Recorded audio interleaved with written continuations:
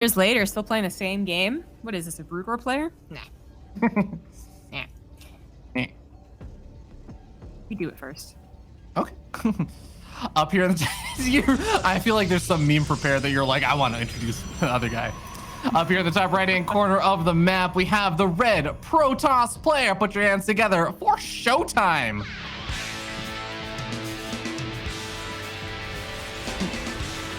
It was on Team Arma, right?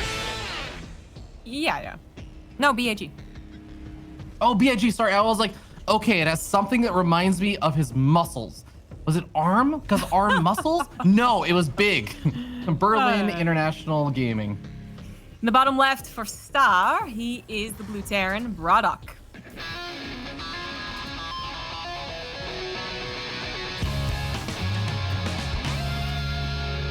I had nothing special prepared. I was just like, well, let's just avoid the awkward, let's try and pretend we're cool, but then end up messing up and talking over each other 20 times.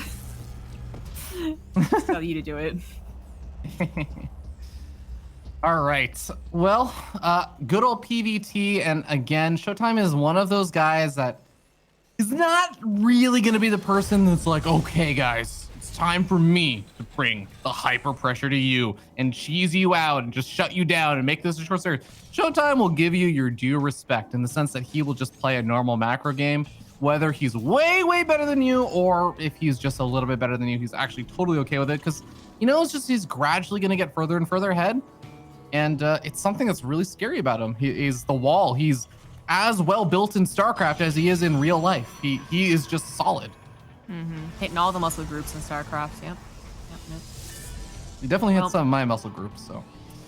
We got a Adept first coming out across the map, or it's going to be coming out soon.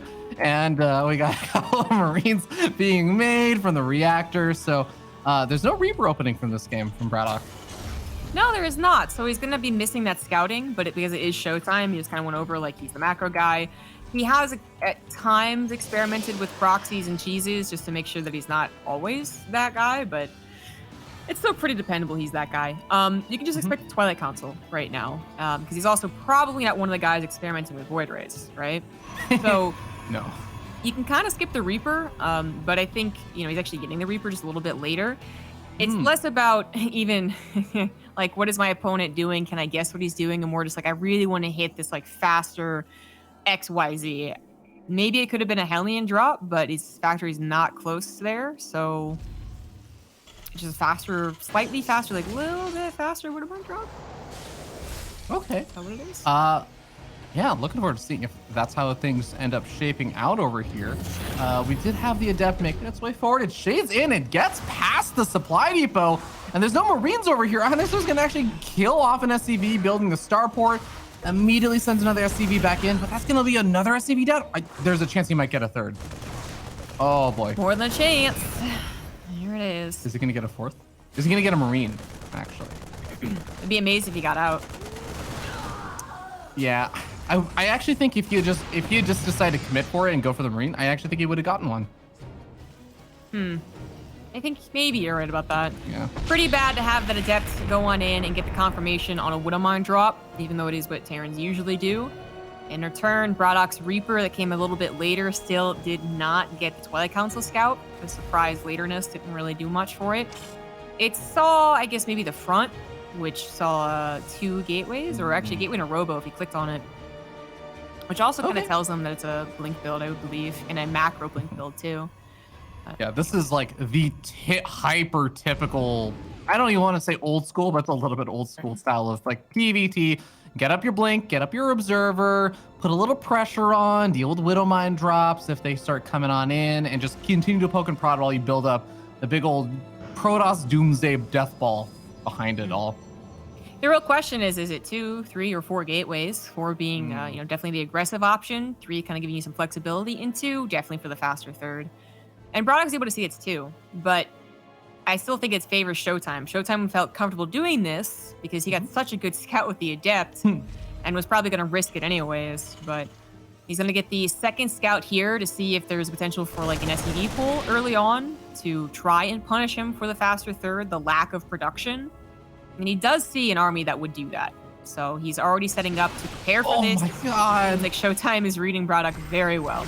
And with Blink there too, you catch the Liberator, you pick it off. The Widowmine drop has been completely deflected. The Stalkers are here and ready to spot out if these Marines make their way forward. But actually, I think, no, the Marines over at this Unlock Watch Tower. So ShoWTimE doesn't actually end up spotting out the army trying to move out, but now he'll have control of it. Like this is just not a great start for BratOK. Not necessarily because he's taking insane amounts of damage or anything, but just everything has gone wrong this game for him. He's done damage to himself to try and do something, and nothing ever happened.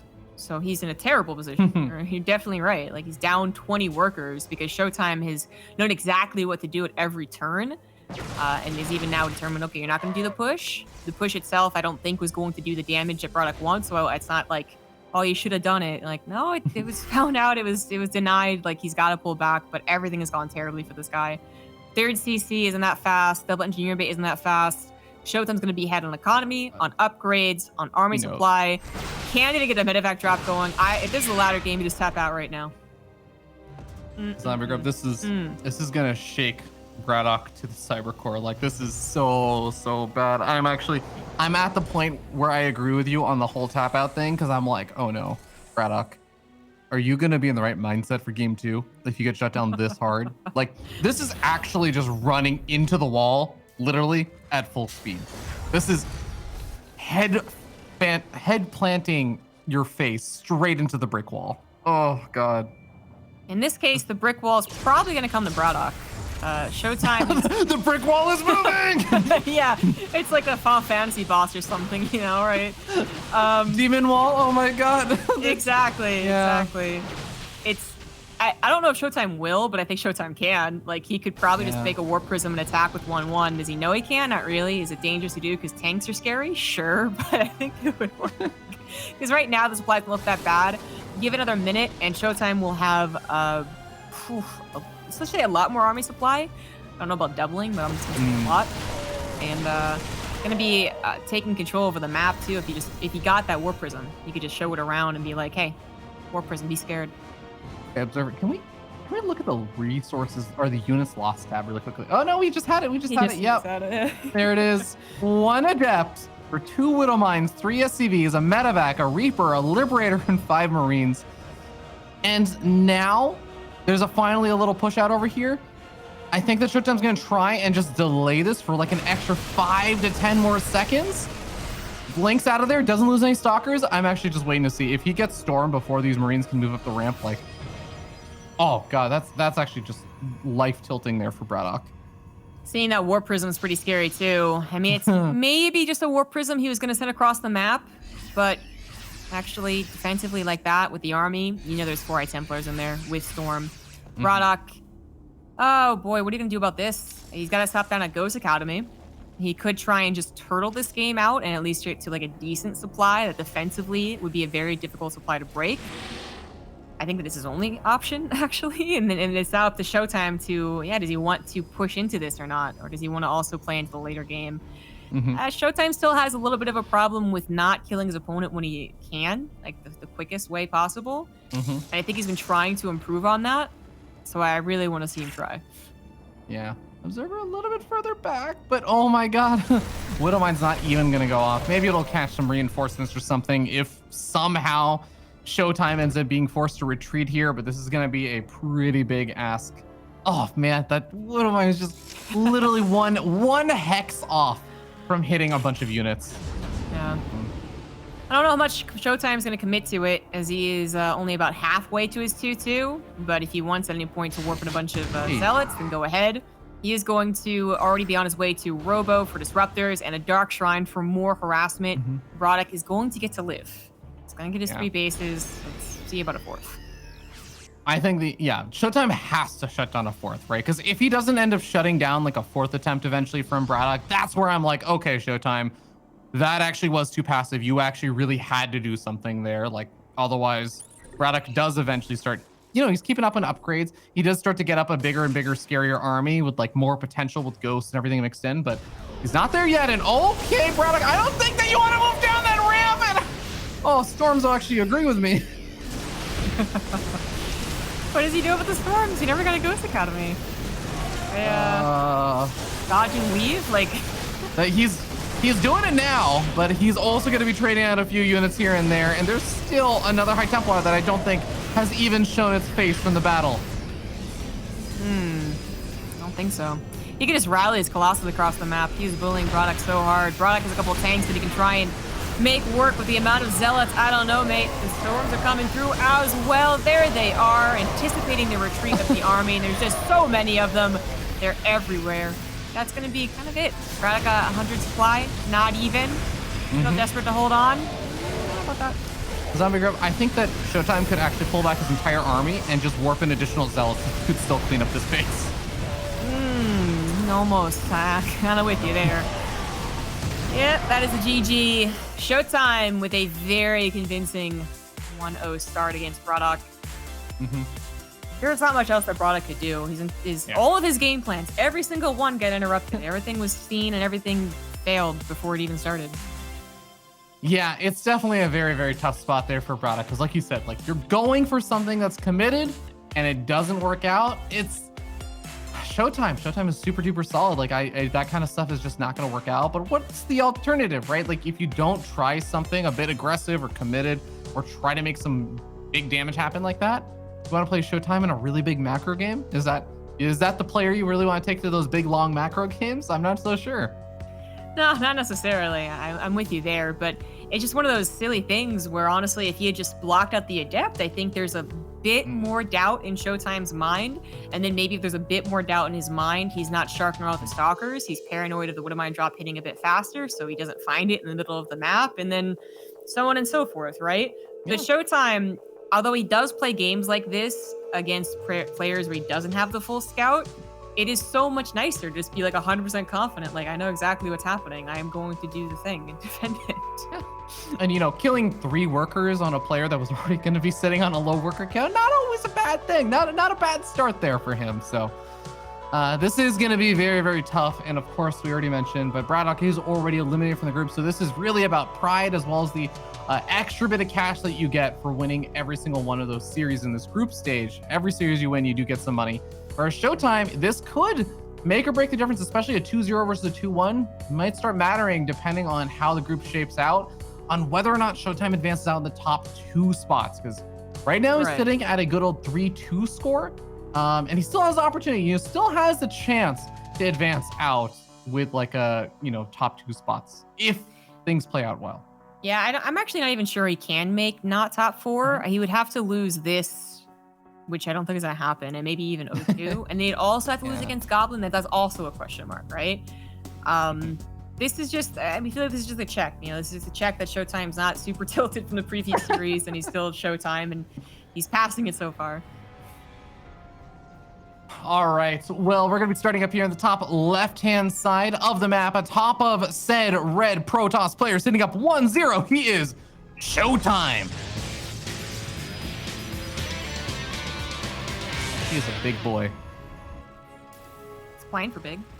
Yeah. In the bottom right, as the blue Terran, he is BratOK.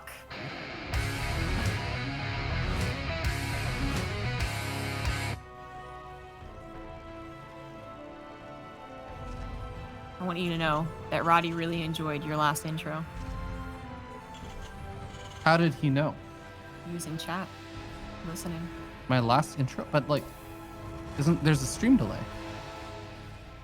Oh, from game 1. From game 1. Oh, okay. Not this one, but the last one. I'm pretty sure my English is correct.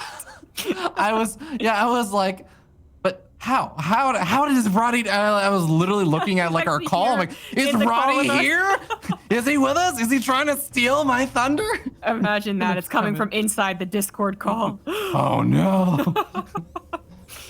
Ay. Yeah, well, Jinx, you owe me a soda. Okay. Next time I see you, I'll get you a soda. All right. Whatever year that may end up being. At this rate, we're going to have so many things we need to catch up on when we finally see each other. You have the, what is it? The slap. Oh my God. Okay, guys, I need you all. I think I don't have HTTPS enabled on this, but there was a day that let's just say I drank a lot of Monsters. So I was you know, feeling a little amped up, okay? Because, you know, Monster Energy is, of course, what I always drink every single day. And I got into a little bit of a slap bet with Maynard. And when I won it, while still very, very intoxicated on Monster, I bought and purchased the rights to MaynardSlapCountdown.com, which also includes a link to the clip of me winning the slap bet. So as soon as I am going to the same event as good old Maynard, I am going to get to slap him as hard as I can in the face. That's the story. It's an amazing story, and people can actually check out the website. Yeah, it's up. I don't think I have HTTPS enabled on it though, so I have to fix that. It turns out when you're incredibly intoxicated on Monster, even though Monster will actually help you focus and perform all tasks extremely, extremely well. I was, you know, I ran out of Monster. That's the problem, and I wasn't entirely focused enough to enable HTTPS. There you go. There you go. There you go. Well, that was a lovely story to cover the first 3 minutes of the game. As not much has happened. So ShoWTimE seems to be very confident to do a very similar build, despite not getting the adept into the main like he did last time, which is, I think, reasonable. As long as he saw a command center, he'd feel confident doing this. Yeah, and it's also worth noting that there was no Reaper this game, not even like the late Reaper that BratOK won for in the last game. But this is a little bit different. ShoWTimE adding on the Dark Shrine. Could we be seeing a zesty style of ShoWTimE? That is a good question. I was gonna do the normal thing, but then he added on 2 more gateways, and then I was like, oh, is it Blink? And nuh-uh, it's Dark Shrine. Okie dokie then. Yeah, I mean, this is him trying to get out of the idea that he's only gonna macro. And BratOK is probably going to do something that is guessing it is only macro. But this SCV is actually pretty important. It's gonna see 2 extra gateways, and did you see the Dark Shrine? Oh my god, it did. It might have actually, I think, yeah. Yeah, he stopped on engineering day. Yeah. You know, I still like this though, because you were really, really like hitting the nail on the head for me. ShoWTimE going for this Dark Shrine is sort of saying like, hey, I don't always just play the absolute standard, the absolute macro, hyper dependable kind of builds. It's not even necessarily the Dark Shrine is actually like some big all-in or anything, but doing it in a series that you're already feeling confident about, you know that all the other players he's going to play in the playoffs are going to watch the series. Every single Terran player he might play, like Hero Marine, Euthermal, if any of them end up matching up against ShoWTimE, they're going to watch and see how ShoWTimE has been playing in PvT. So just throwing some of these out there, it just forces your opponent to think like, okay, there's a chance you could do something like this. Like, you have to respect that. This is an odd moment, Zombie Grub. This is really bad. Like, it was already going to be questionable because the DTs were scouted, but then he loses the pylon powering 3 production facilities. So what's that DT doing? Oh my god, is he walled out? Oh, the other DT is walled out, and ShoWTimE didn't realize it, so it's just derping over by the 3rd base. Okay, scan gets used well for ShoWTimE. Scan gets used offensively. There's a limited number of scans really available because there's another DT still in the main base causing havoc that is not being scanned just yet, but there are more scans available. Now the scan's used over in the main base.